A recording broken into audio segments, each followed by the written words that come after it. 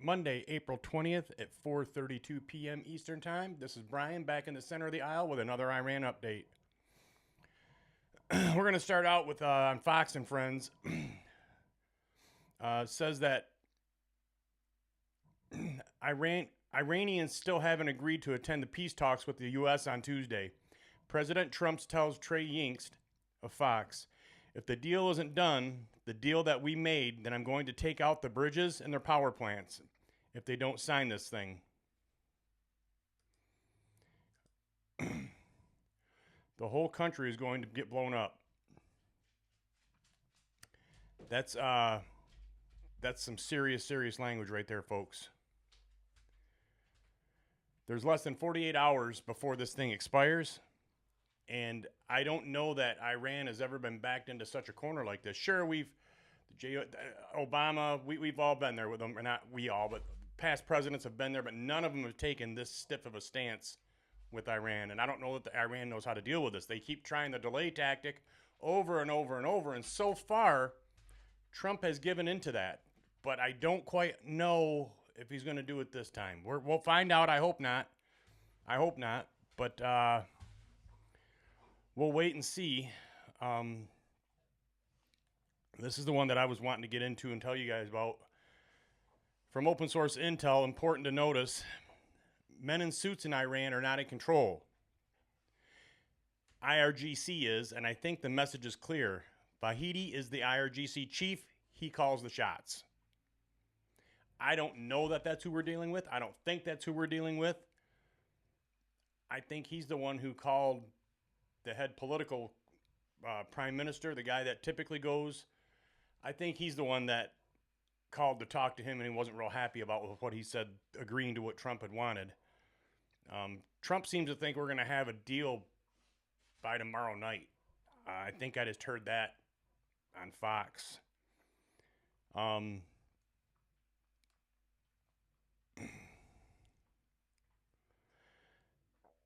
I don't know that this guy is actually running the show. I think there's a bunch of different factions, not a bunch, maybe 3 or 4 different factions right now that are running the show. And I'm going to tell you right now, none of them are the cardboard Ayatollah, and none of them are political. I'm guessing it's all IRGC, and I'm assuming he's probably one. And he's probably the hardliner. They're all hardliners, but I think this is probably one of the older hardliners coming back from the original. So I hope that they wisen up and understand that sooner or later Trump's going to do what he says. And I've said from the very beginning I support him on his efforts in here, and we should have done this long ago. But we're coming down to a point now where some seriously tough decisions are going to have to be made. And I think devastating force like power plants and bridges are probably as big as you're going to have. You're going to have to get that big. And unfortunately, boots on the ground from the U.S., probably not like it used to be. In modern times, it's probably going to be different because of the air superiority that we have now, technology, and Iran is just, they're decimated. They don't have a whole lot left. So I know they have no money left. Their oil plants are getting ready to shut down. So I don't know why they would keep on wanting to go like this. I mean, what are they winning? What are they getting out of this? They're not getting anything other than they think they're going to get a nuclear weapon, and it's just not going to happen. It hasn't happened in 47 years. They may be close, but they're not going to get there, I don't believe, especially not under Trump.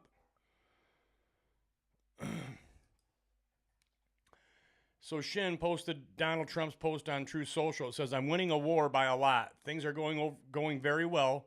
Our military has been amazing, and if you read the fake news, like the the failing New York Times, the absolutely horrendous and disgusting Wall Street Journal, and now almost defunct, fortunately, Washington Post,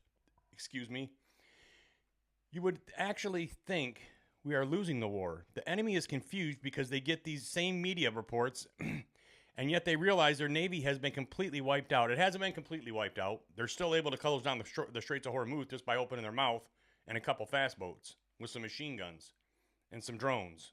So they're not wiped out. They're still able to bring world economy to a stop, pretty much.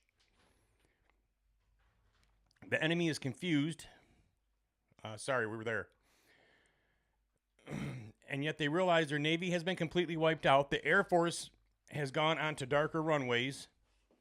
They have no anti-missile or anti-airplane equipment. Their former leaders are mostly gone. This has been in addition to everything else regime change. It is not regime change. Regime change would be no more IRGC and no more of the continued political people that are calling the shots still. And you have the son of the Ayatollah. So, I mean, it's not complete regime change in my mind, that is. Maybe his, maybe some other people's, just not in mine. Or perhaps most important of all, the blockade, which will not take off until there is a deal, which we will not take off until there is a deal. I missed that we. It's absolutely destroying Iran. They are losing $500 million a day, an unsustainable number, even in the short run. The anti-America fake news media is rooting for Iran to win, but it's not going to happen because I'm in charge.